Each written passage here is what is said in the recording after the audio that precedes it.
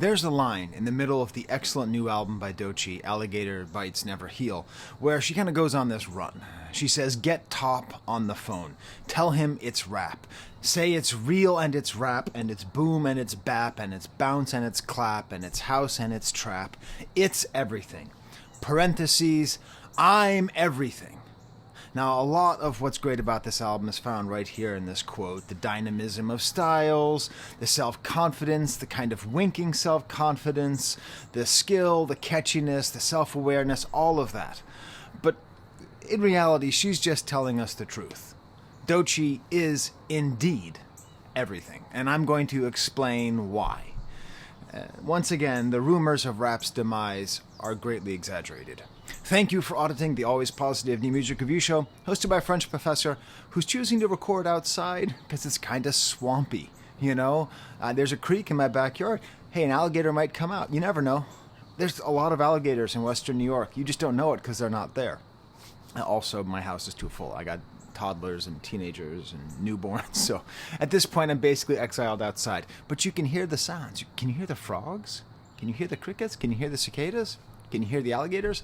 Anyways, the myth that rap is dying, right? I understand why. I'm not saying that the points people are making are wrong.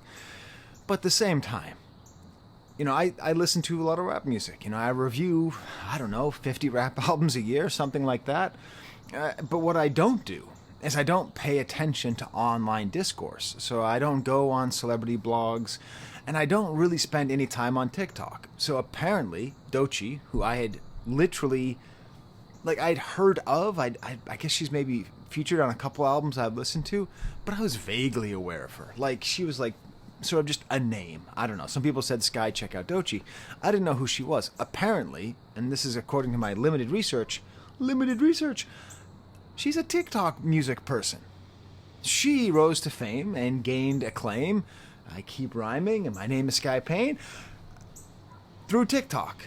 So I have this to say to the world of Gen Z and Zillennials and Alpha and Beta and Generation Carotene on its way.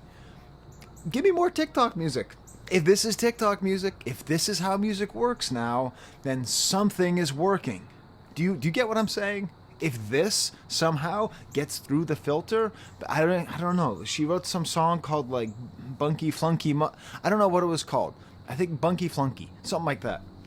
If that's how she ends up getting big, and then she gets a label, and then she takes that talent and uses that unpredictable algorithm to her advantage, then I think it's great. I think there's something that can be really great that can come out of this. The same way, you know, that what, SoundCloud brought us Denzel Curry?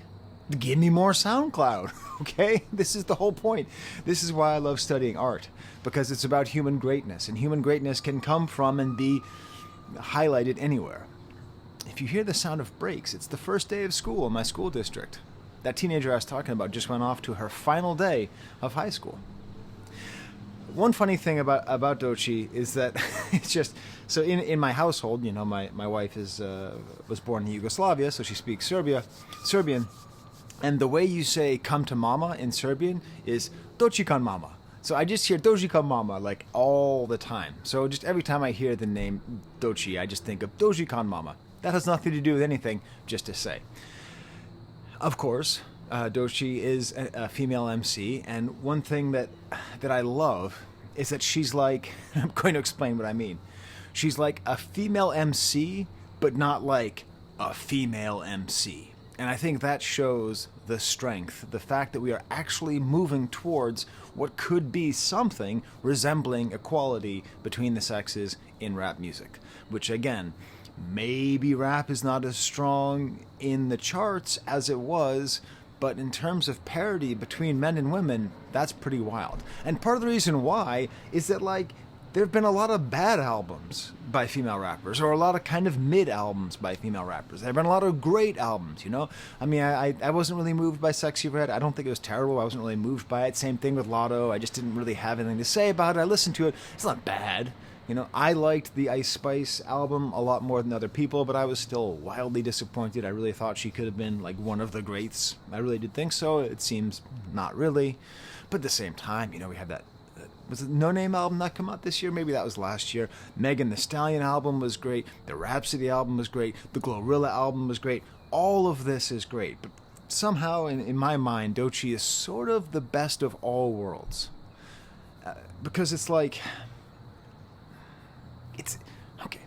So there's some mistakes. There's some cliches of the genre, okay? So one thing that happens... And Nicki Minaj's album was good, too. Right? There's this thing that happens where, in general, rap albums these days, rap albums are just too long, all right? The Migos with Culture 2 realized that the more tracks they had, the more streams they had, the more streams they had, the more money. Drake saw that, and then he just went wild with it. So I call it Drake bloat, even though it started with the Migos. And so often, rap albums are too long. I would say rap albums by female rap stars are no different. But they can end up, because they're often filled with sort of empowerment anthems, it can feel just a little bit like much, just a little bit heavy. I think Megan Thee Stallion's album didn't quite go that far, this one, but in general, that's kind of a cliche of the genre where it could be kind of too heavy with too much in it. But this album by Doechii, even though it's 19 songs long, it doesn't feel too long. It doesn't feel too stuffed. There's basically no features. There's one feature on 19 tracks. There's no like high profile producers. There's great producers. I'll get to them, but they're not, we don't have like, household name producers on here. It doesn't feel particularly of the moment in its production. It manages to be kind of throwback, but it doesn't feel like a throwback album. It manages to have modern beats, but it doesn't sound like right now. When I'm thinking about it, I really like Lil Sims, in terms of like female MCs, out of England.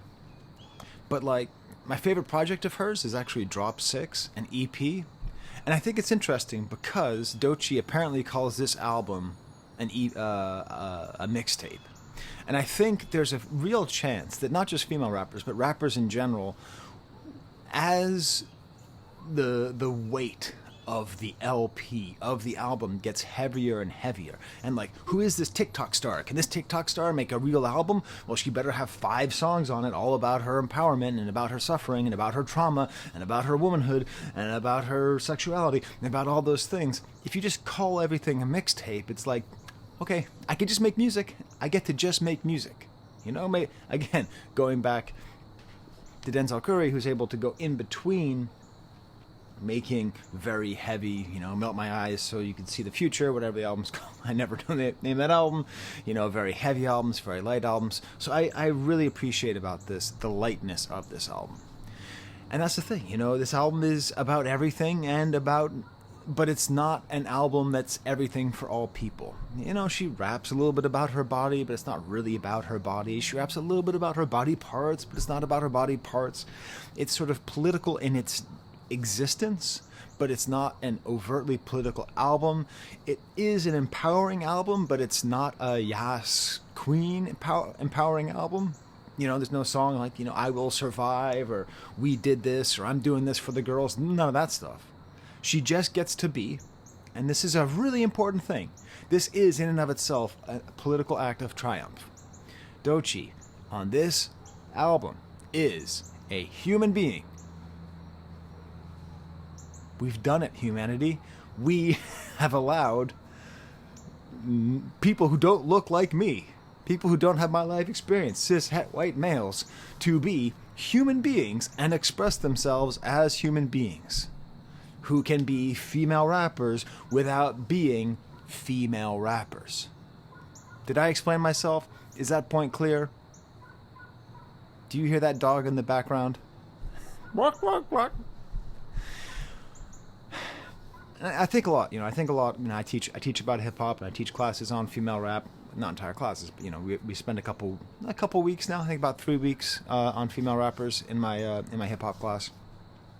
And there is a sort of wishful timeline that exists when we talk about the history of female MCs, where I think the early rappers are perhaps exaggerated in their influence. And I don't mean that as an insult to them. I mean that sort of like, I don't know, the Funky 4+1, or even Roxanne Shante, who I really enjoy, or, I mean, even to a certain extent, I'd say, Queen Latifah. Like, it's not that they're not important, but their actual influence on future female rappers, it's hard to say it goes much beyond sort of like they were there and they did it. They were in a very hostile space, in a very male-controlled space, and made rap music. I think really, and this is not scandalous or whatever, but the modern blueprint of what a female rapper can be, in particular what a female rapper can be sort of next to, not necessarily in opposition to, but in comparison to a male rapper, was really set up in the late 90s by Missy Elliott and Lauryn Hill. And then finally, I would say whatever it was that Foxy Brown and Lil' Kim were doing was developed into Nicki Minaj. I think those three really set the whole basis of what rap could be, in the same way that Tupac and Biggie established what a rapper can be in the mainstream for men. And it's a wild thing because you think of these three, Missy, Lauryn, and Nicki, and you put those all sort of together, and I think that's sort of what I get from this album. That's what I get from Doechii. She sings, but not too much. She raps, but not too much. She's emotional, but not too emotional. She's sexual, but not too much. And it's the famous line from Ginger Rogers, who was Fred Astaire's dance partner, saying, it's impressive what he does, but imagine having to do it backwards and in heels. There's a sort of unfairness to it. And there is an unfairness that Doechii has to be this good. Has to be this good. That female rappers have to be able to do so much. But that's why the template that's put forth, especially by Missy and Lauryn, is so great, is because it includes the ability so you can sing, so you can rap, so you can do all these things. And I would say that male rappers are kind of playing catch-up. Sort of like, oh, well, we can sing and rap, but if we sing, then we'll use auto-tune, but we'll try to figure it out. I'm going to invent a new word. Let's go take a second, actually. I've been talking very fast. I teach. I have 50 minutes to teach my classes. I have a lot I want to teach about. I think there's a bus going by. Because I invented a new word. Or is that the garbage truck? That might be the garbage truck. It doesn't matter. It's filled with alligators. Introspective. This album is very much introspective, but it is also Outr Flexive. Okay, that's my new word. So Outr Flexive is the word I created to express when you are exhibiting your excellence. You are trying to dominate others with your excellence. And this album is a wonderful mixture of the two.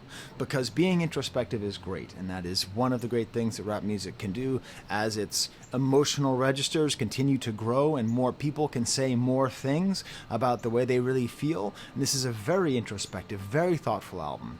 But it's also doing that Outr Flexive thing, where it's saying how great I am and check me out. It's 19 songs. 47 minutes long. That averages to about 2.5 minutes a song. And the first 6 songs are just absolute bangers, and there's not a single singing note on it. So when I listen to this, I've never heard Flunky Bunky. Okay, whatever the song is that she's famous for, I've never heard it. I had never heard a single second of her music. I didn't know she sang until like 7 songs in. It's got all these little chunks, these little portions of the album that all kind of string together. And again, I keep coming back to King of the Mischievous South by Denzel Curry, because he did a similar thing where, like, even though it's like just a mixtape, just a thing that you throw out there, it's done with a real understanding and a real sense of cohesion and mixing together songs. Sorry, now the birds are awake and they're at my bird feeder. We got a whole thing going on out here. Tell me in the comments if you like it when I record out here on the porch. I don't really have a choice right now, but I am curious how bad the noise is. Continuing on, what makes Doechii so great to listen to, she's easy. She's not trying too hard. She's not struggling. She's not struggling to get to her bars. She's not struggling to hit notes. She has a kind of easy charisma that very, very vanishingly few rappers have. And I mean, a lot of the great rappers don't have ease, right? You don't need to be easy to be a great rapper. But she just has this way, this personality that's very fun and inviting, and she can just slip into crazy rhyme runs where you're just like, how is she doing that? Would you chill out, Cardinals? It's all right there. All the safflowers right there. Man.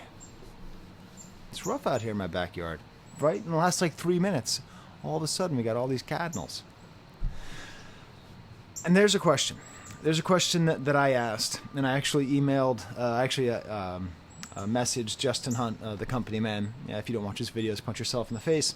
Just this question, because he said, "Hey, I look forward to seeing what you say about Doechii." And I was about to text him, but he sent me the text at 5 a.m. and he lives on the West Coast, so I guess he was having a night. And I responded to him, "Who's having a better year, Kendrick Lamar or Top Dog Entertainment?" And it's actually a more interesting question than you think. So Justin and I, we're going to hop together at some point. My 2-year-old had a fever, so I've been having a crazy time because we have to keep her separate from my 2-week-old. So we've had this whole kind of crazy week. It's been rough.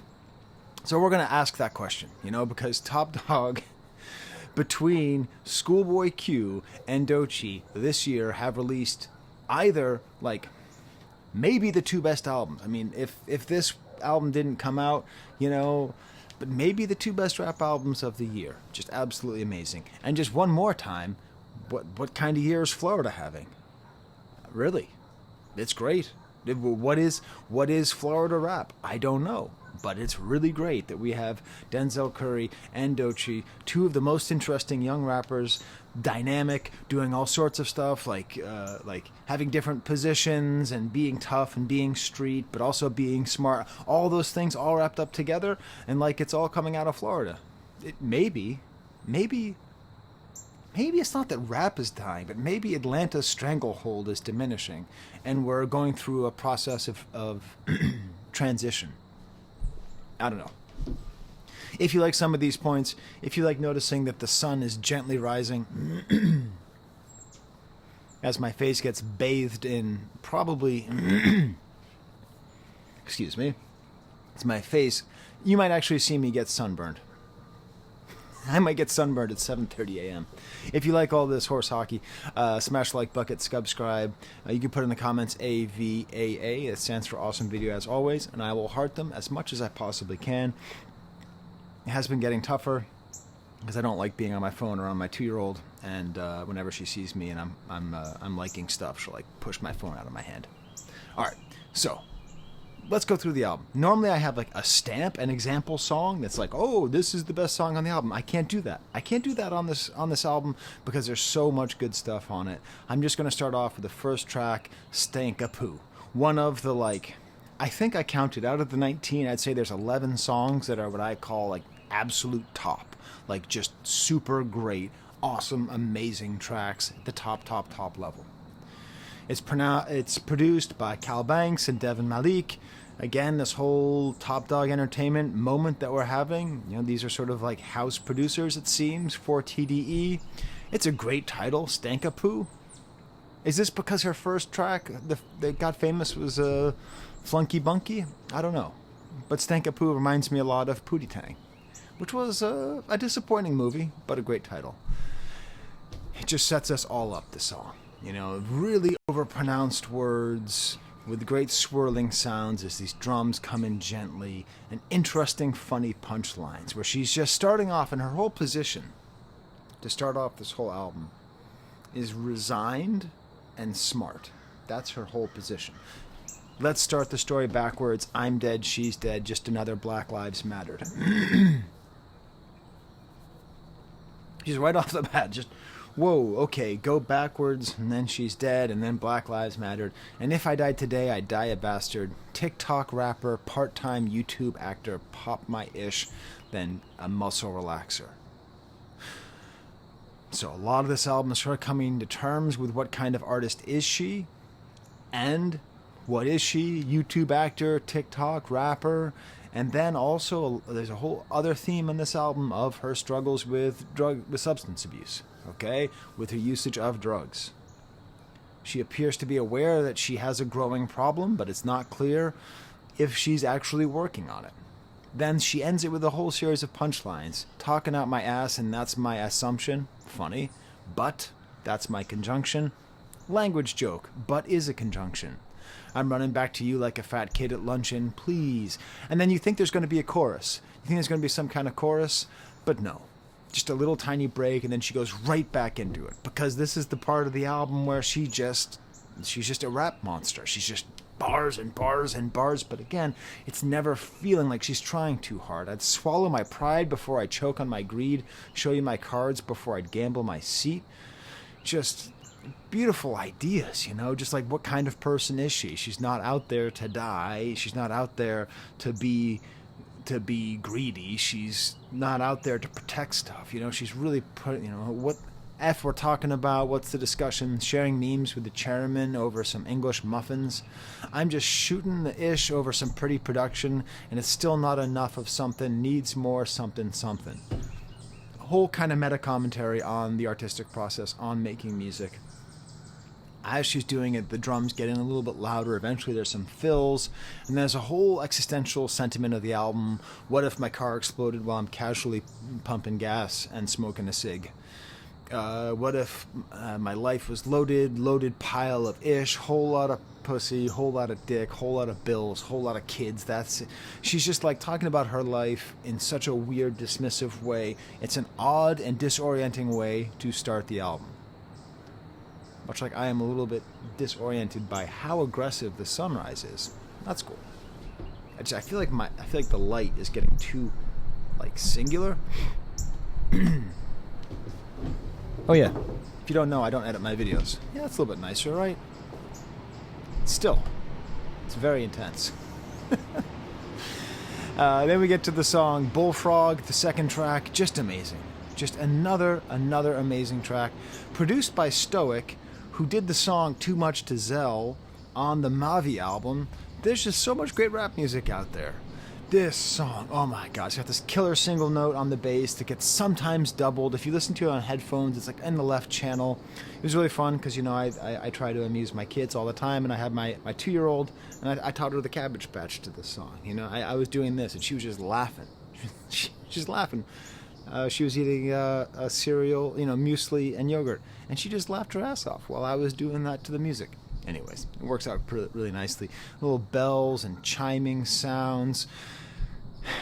Bitch feeling Froggy, tell her hop out. A whole thing, you know, Bullfrog. It's great though, because it's all tied into these themes of the swamp, right? It's all swamp themes. And the swamp themes here are very tied into... Sorry, see, now I'm staring into the sun. This right here, y'all, is getting just too hectic. Okay. There we go. Now I'm not staring at the sun. Even better. So she's talking about the froggy, you know, if you want to get froggy, then jump, which is, you know, a pretty traditional rap way of saying, you know, try it, pal. But I like the way she does it. It's very easy. It's tied into the themes of the swamp. And anytime anyone talks about feeling froggy, I always think of Key and Peele. Okay, Max Legroom, you get yours. Meanwhile, I'm gonna go Hayden Panettiere on some Terries, especially when they get froggy. rivet. Anyways, that's what I think about. A simple, cool chorus, get your whole life logged out. That's a cool kind of internet tough person line. Just charisma, style, super simple, great with the beat. It's a quick song. It's not like attacking female rappers, and she's not like, you know, taking shots at Nicki and, oh, is this a secret code against Ice Spice? Or no, it's just like, hey, I'm the best. And that's what rap should be. That's what rap beef should be, in my opinion. Then we get to the song Boiled Peanuts. Oh my god, that's 3 songs in a row. 3 songs that are just damn perfect. Just Jesus Christ. Is that my breath? How cold is it out here? I can't see my breath. How perfect. Like, you give me 3 better rap songs than these first 3 songs.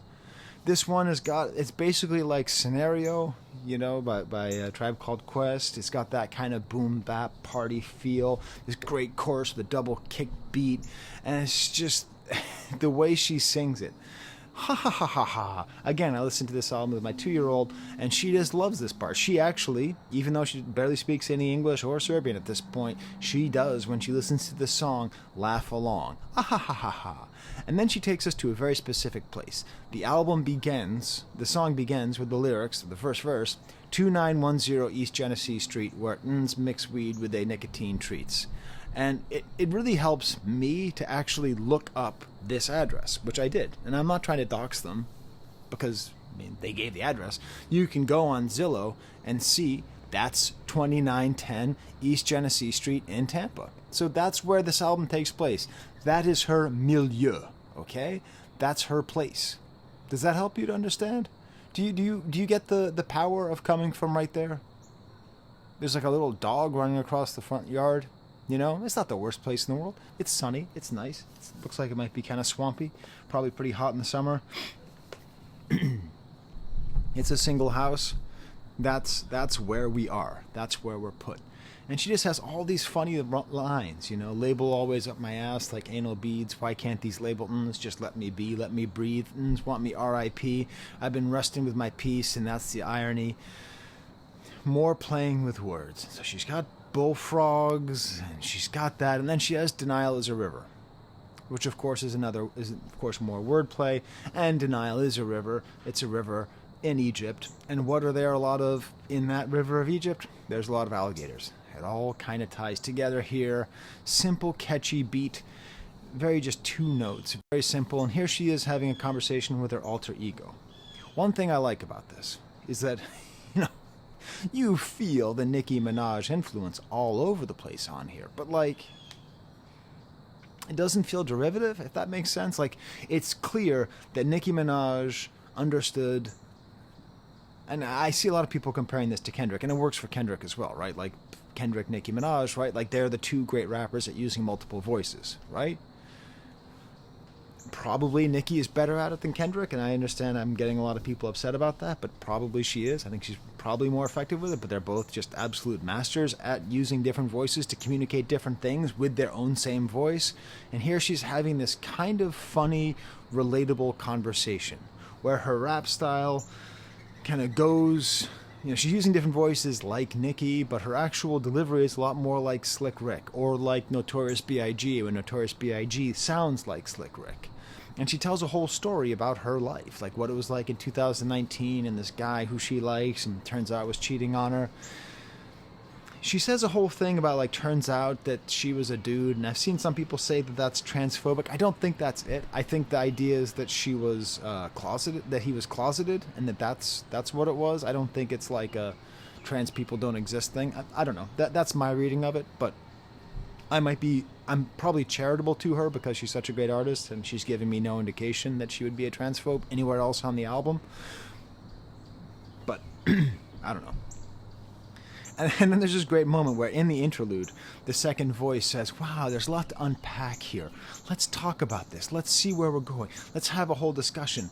And then she just says, nah, fuck it. And what's great about that nah, fuck it is that, she's putting us in her headspace. What's it like to be the Haktua girl right now, right? What's it like to be a TikTok rap star? What's it like to be on the roller coaster? What's it like to be here and have to go forward and have to be totally surrounded by fame and fortune and money and vampires and trying to get up and get more and move and figure out who you are and make it in LA and get out of Tampa and do all those things. You have to just keep going. No time to stop. No time for self-care. This is a very great meta song. This is what I'm talking about. This is a very important and interesting song about the effect that fame and stardom can have on the human psyche without being too on the nose, without being preachy. So the whole second verse is about what it is to be a TikTok music star. Platinum record this, viral record that. I'm making so much money, I'm all over net. Wristwatch, drip drop, labels with the TikToks. Now I'm making TikTok music. What the fuck? And that's what I love. Because if this is TikTok music, give me more TikTok music. And she does this whole great thing where So what did she do, right? She's having a conversation with herself, and herself is trying to tell her to calm down and be introspective and think about what she's doing. And she does what so many people do when they're going through a kind of manic phase. She just says, no, I'm going to keep going. Just keep going. Stay on the grind. Stay on the grind. Stay on the grind. I'm rich. I'm making money. I'm stacking chips. And then she just says, nah, you know what? I can't. Things are tough. And there's this whole hilarious conversation between her and her own alter ego. By a lot, I'm going through a lot. By a lot, do you mean drugs? No, it's drugs, right? Very funny. Very funny and very true, it seems, that that's how she's trying to cope with this moment in her life, is through drugs. And this great Slick Rick style third verse. I like pills, I like drugs, I like getting money, I like strippers, I like to F, I like day drinking and day parties in Hollywood, I like doing Hollywood-ish, snort it probably would, what can I say, the ish works, it feels good, and my self-worth's at an all-time low. The punchline that deflates everything else, we see the truth behind everything, and then she just gets sort of angry and goes into sort of Nikki style, I'll turn your soup into guts and all that stuff. And then finally she gets a little piece of advice, which is try to breathe. Sometimes people will leave comments on my videos. First of all, they say, oh, here comes the yapper. Yeah, I yap. Deal with it. You clicked on like an hour-long video. What did you think I was going to do? We then want to play basketball the whole time. The other thing they say is breathe, because I get really excited about the music. And it's true, I do need to breathe. And so she breathes, and we have a little guided meditation. No, we don't. She starts hyperventilating. And hey, everybody, listen to the song Starburster by Fontaines DC. That's another song which ties in hyperventilation into the music. That came out this month as well. It means something that an Irish rock group and a Floridian rapper are both making songs about their inability to find peace and hyperventilating and putting it on wax, okay? I'm not sure exactly what it means, except to say that I think what it means is that we live in a hyperstimulated time, in a time where we're expected to be on our grind at all times. At the same time, we are informed constantly about self-care and the need to just pause and to be present and to take things as they come, which are conflicting messages, which leaves us with giving ourselves time to hyperventilate. Then we get to Catfish, another banger, another top-level song. Another song where I say, can rap songs be better than this? Rap songs can be as good as this, but can they be better? And catfish, yeah, it might be an internet thing, but also catfish live in swamps as well. They live in water. They're tasty. Catfish are tasty. Some people don't eat catfish, like some cultures don't eat catfish because they're bottom feeders. They're tasty. Very cool low bass. It's very 90s, obviously, because it kind of sounds like it's a Wu-Tang soundscape. But then it's also very cognizantly making reference to Woo-Ha by Busta Rhymes. It's kind of a nice mixture between those. And, you know, she's saying Woo-Ha, all that, but the snare is awesome. And, you know, it's beautiful. It's beautiful because she's clearly listening to old-style rap, but it doesn't feel like cheesy. It doesn't feel like she's just trying to do something to make old dudes happy. It just feels like it's a natural expression of her music. And it's just this really killer chorus that's got this ooh-ha thing going, and it's really kind of fun. And then just ends with Doechii the Don, Doechii the Dean, Doechii Supreme, the Swamp Ruler. And that's what she calls herself, the Swamp Ruler, which is, of course, why I'm out here in my swamp, surrounded by very loud cardinals. Talking about you, Dandy. I started naming my cardinals. That one's name is Dandy. He's got a comb over. But again, it's got this great chorus, and you think, oh, cool, what a great, fun chorus. But then actually, if you listen to this a little bit more Nicki-style angry verse, she's going on a killer multisyllabic run. Multisyllabic and mosaic. I'll say it every single time. Mosaic rhymes is when you have a multisyllabic rhyme where one word has the syllables that rhyme, and then multiple words have the syllables that rhyme. So the greatest example is Escargot, My Cargo by Notorious B.I.G. And here we have a whole, I'm just going to read off the list. Whack bitch, mattress, backwards, track list, catfish. Multisyllabic and mosaic all mixing in together. And you need that cool, relaxing Hoorah chorus. Hoorah. It's great. The second verse, she even gets a little Eminem style here, the way that she plays with emphasis. And then we get to the next song, Skip, which I wrote down on my notes the first time I listened to the album. This is the first song that's not great. I'm actually wrong. I listened to it enough that I now realize this song is just as good as the first 5 or 6, however many it's been. It's got the great DJ DMD screwed up sample, so it's got kind of a Houston feel, a weird chorus that's just sung with this buzzy sound, almost like Chinese-style guitar notes. And here, for the first time, it turns out that Doechii is a singer, and I didn't know that the whole time. I didn't know that. This was news to me. I didn't know Doechii sang. And just what is going on with this verse? Truly, truly what is going on? See, I didn't think of Missy Elliott once the entire time up until I got to this song. And then I'm listening and I'm like, she is really on some other level. The way she conceives of singing and rapping and like putting words together, it is hard to even describe with this double voice and these woozy sounds. It's like she's figuring out how to do a female rap version of singing that creates the same sensation as listening to chopped and screwed music from Houston. She's making screwed up music with her own mouth, but she's not singing, she's not like, oh, anything like that. It's just listen to what she's doing. It is truly impressive. And of course it ends with, 25 letters on my dresser, yes sir, which I know, Kendrick also references quite a bit, so I think we're supposed to be thinking about Kendrick quite a bit. This is like, again, remember how I said like there's little chunklets of songs that are kind of connected? So she talks about Skip to My Lou, which is a little children's rhyme, which then continues with the next song, which is called Hide and Seek, produced by Cal Banks, who also did a lot of Drop 6 by Lil Sims. So Cal Banks, props to you. A very strange production with the sub bass, some trap hi-hats. This is the first time I would say that we don't have like a top level song. It's good, but it's not absolute top level, in my opinion.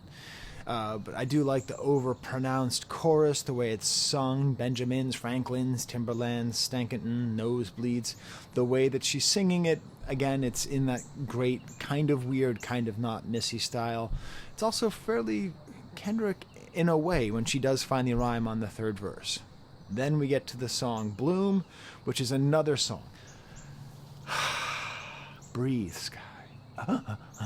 It's another song where I initially said this is not a great song, but then I realized it is. It's subtle. It starts off with a conversation with a woman. I assume it's her mother, but I don't know. I don't know. Maybe it's her aunt. Maybe it's a friend of hers. I don't know. You gotta put pieces in places. It's 24 hours. You take part of those hours, you do what you can do, and you go to bed. What do you do when you are a viral rapper star and you're young and you're hot and everyone wants to work with you? And what do you do and how do you do it? And then it's this constant struggle all the way throughout the album between trying to be centered and peaceful and trying to be all keyed up on drugs, being the hottest new rapper. Great tinny bass drum, echoing bass sound, unworldly sounds here. And then she sings these wonderful words, these words of peace and gentleness. I feel wonderful, found a place to bloom, which reminds me of one of my favorite moments of living up here. So I live up here in Western New York, near Rochester, New York, and it's a tough place to live. And it was during COVID, a tough time to live. And I went on something called an owl prowl at the Montezuma Bird Reserve in Western New York. It's a really cool place. You can see eagles and stuff. It's awesome. And it was like snowing like hell, and it was just really rough. And we were just watching these owls hunting over this field. It was a really cool thing. And there's this little old lady there, and we were talking to her about living in Rochester, and she just said this line, which is, I've seen it on like, throw pillows, Bed Bath & Beyond, but she just said, "Bloom where you're planted." And that line has stuck with me more than anything any person has ever said to me ever, because that's my philosophy in life. Just bloom where you're planted. And that's just it. She is blooming where she is. And it's the perils of following your dream at the end. Like she's trying to bloom, but also it's so hard in the grind set mentality. Next song we have Wait, produced by Henry Voss and Dilvinki. Very tight drum beat, kind of airy. So, my wife, again, but because she's not from America, her familiarity with rap music is pretty low. So she loves the TV show Insecure. And so there's certain times where I'll be playing music and she'll be like, oh, this is Insecure music. I think this is music that could fit on Insecure, which sounds like I'm making fun of it. I'm not. I think Insecure is a great show, but it has that kind of feel to it. If that makes sense to you, you just went, yeah. If not, you're like, I have never seen the show. But it's kind of tying in thematically with the previous song. It's all about the fall. It's all about, no need to bring fall into August, about just letting time move on as it is, just wait. She has a whole different style of rapping in this one. It's like this crazy rhyme run with nanny, zanny, gammy, and I'm here to stay like the shit in your panties. There's a real corporal nature to this album. When she talks about her female body, she talks about it in a very matter-of-fact way that is not so much like creating some kind of mystical feminine body as much as it is just like having the realities of a human body that happens to be female. It's great. And then the message is you should just eat what's on your plate, which ties again in with Bloom Where You're Planted. And then we get another killer song, Death Rule, absolute top song that has some swamp sounds in it. Much like in the background, you hear that little thing back there? Chip, chip, chip, chip. That's an alligator sharpening its teeth. It's true. The drums are crunchy and awesome, great stutter step beat, very introspective, tumble inside the booth, mumbling none of the truth. As sweat drips down my tits, I contemplate how did it ever get like this. I contemplate how did I ever get this rich or get this bag. I wonder what them labels see in a bitch this black. What an opening. First of all, again, the reality of having a female body, I've spent a lot of time with women who discuss, sweat falls everywhere on a human body. So, like, sweat drips down my tits is such a crazy line because it feels so real. And then she's contemplating, she's working and she's contemplating. How did she get here? What did the labels see? And this is where she talks about the fact that she's very dark-skinned, much like the end. I'm so light-skinned myself that I'm getting sunburned at sunrise, okay? So she's the opposite of that, okay? She's got very dark skin, and there's a whole thing where celebrities, black celebrities, women are usually preferred by the powers that be if they are lighter skinned, and men are generally preferred if they are darker skinned. Please don't listen to me, some white dude who's getting a sunburn at sunrise. If you'd like to see great conversation about that, FD Signifier's video called Black Men and Colorism on screen, I suggest watching that. The T1J has a great video on it as well. Maybe you want to listen to women talking about this, black women talking about this. I think that's more important. Khadija Mbowe has a great video on it, but my actual favorite, and I'll include a link to that, is by T Noir. There's a whole thing, right, where often, anybody in it who has a different life experience, like they're tired of having to like explain things to white people, because like white people just be like, tell me what it's like being Mexican, and it's like, it's an annoying thing. That's why YouTube's great, because you can learn about life experience from other people while also supporting them, and you don't have to like ask them. They can tell you. The information's all right there. I have no idea what colorism is like, how it's lived, what the experience is like, how unfair it is, internalized racism, all that stuff. So I'm not going to like corner my black friends and be like, tell me about this. But it's all out there. So do some research. Do your own research. Find out about it. It's very interesting. Unless you live it, in which case, I'm sorry for white supremacy. I'm not sorry. I didn't actually make it, but I do benefit from it. I wonder what my friends think when I'm not there. I love the way my ideas flow when I'm not scared. Why is she so good?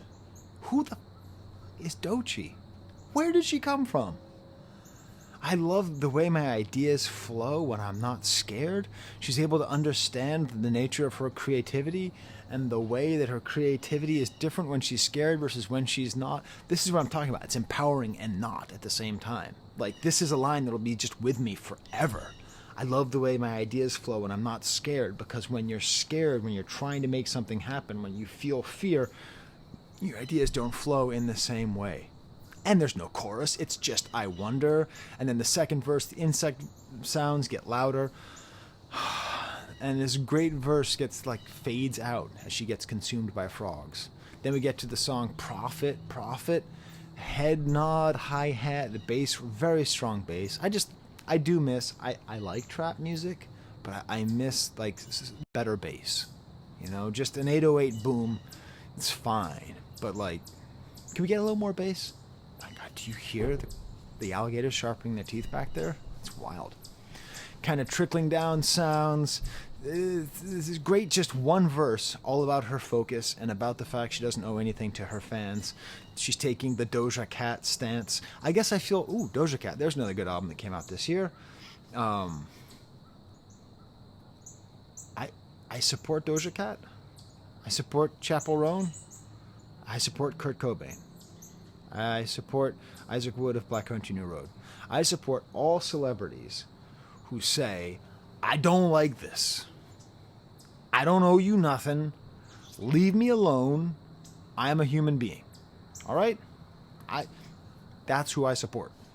I do not support people who say, well, you shouldn't have been famous if you didn't want to be famous, because you don't know what you're talking about. It's okay. You don't know what you're talking about. You just don't know what you're talking about.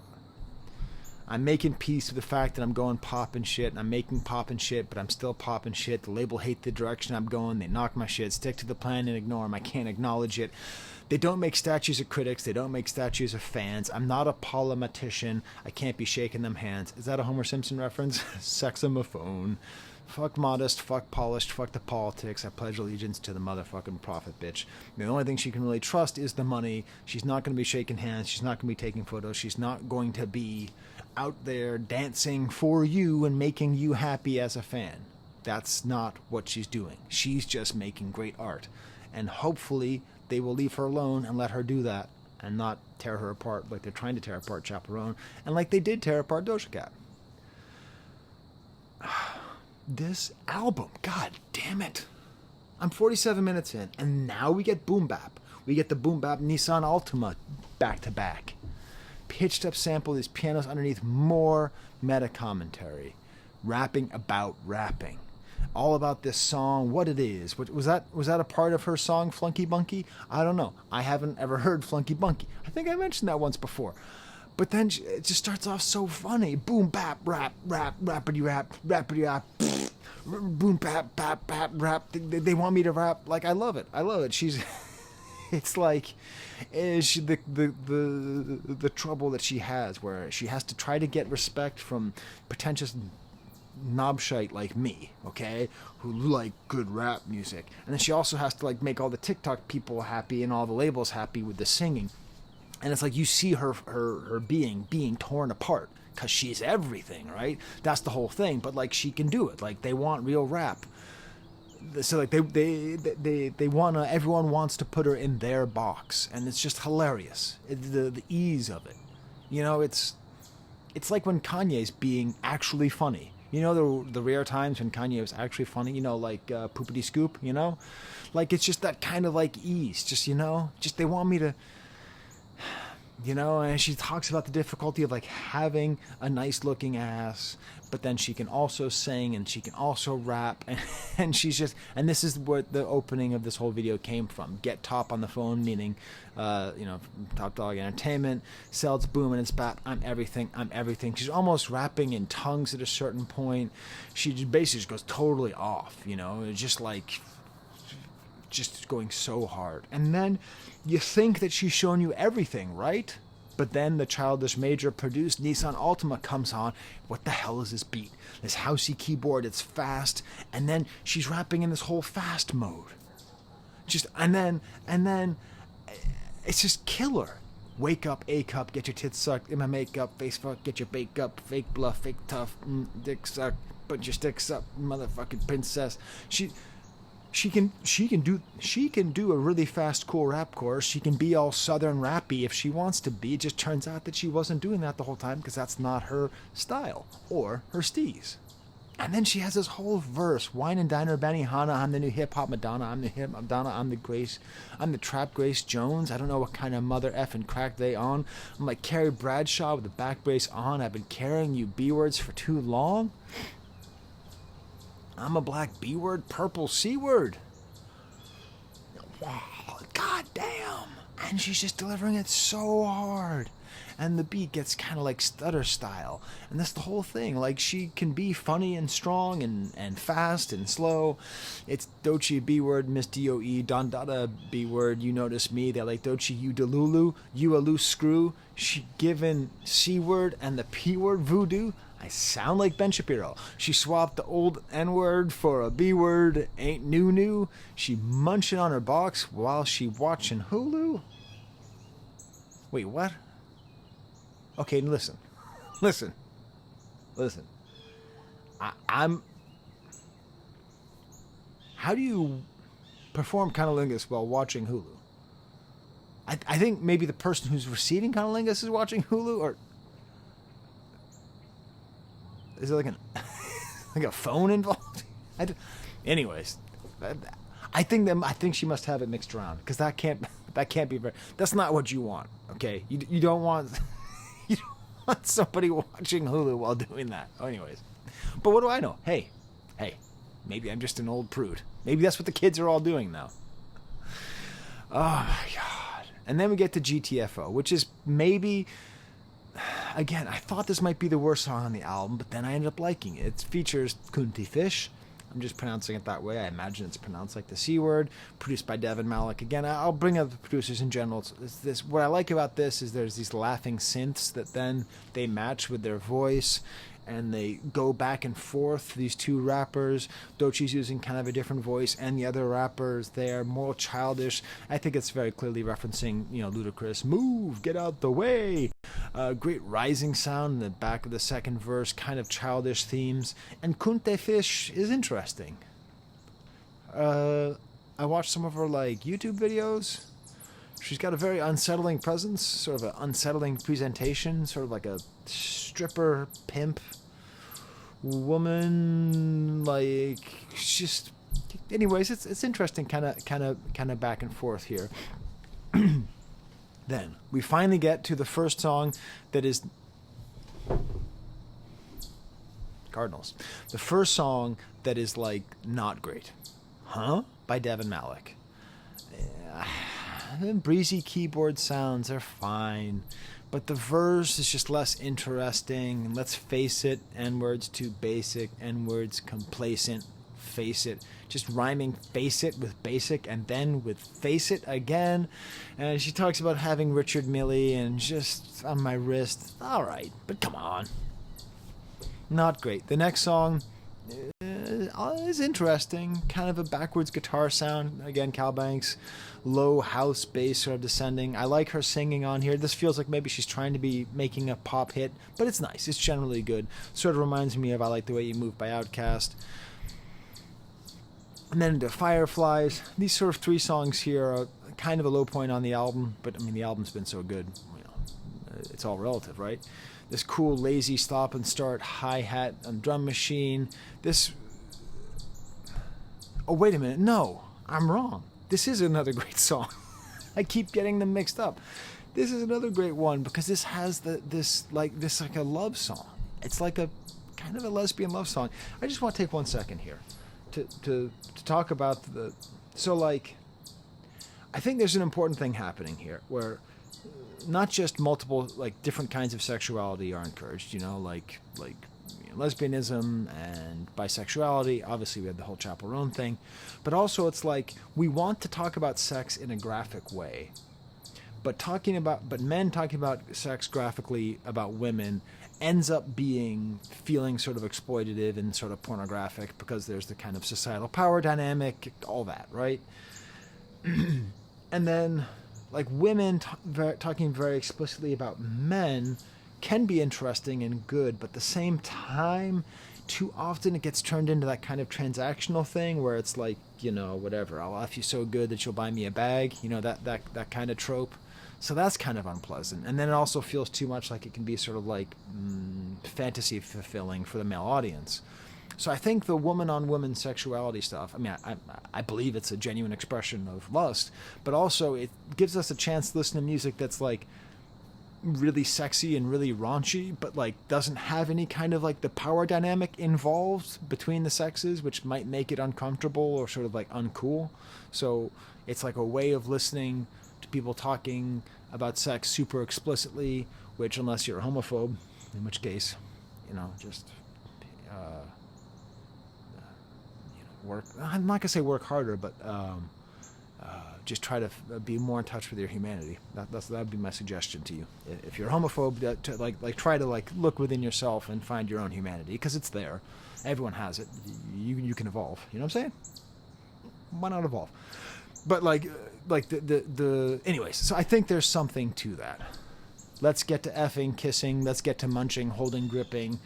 And it does seem to be sort of I mentioned on the Chaperone album that it's possible to read it as being lesbian propaganda, which, of course, I was missing out on the whole idea of heteronormativity, and that's the thing that she was fighting against, and that's what I think is the case here, too. But it is interesting, because it's kind of like the Chaperone album, where it's basically saying, like, yeah, being with men sucks, but being with women is way better.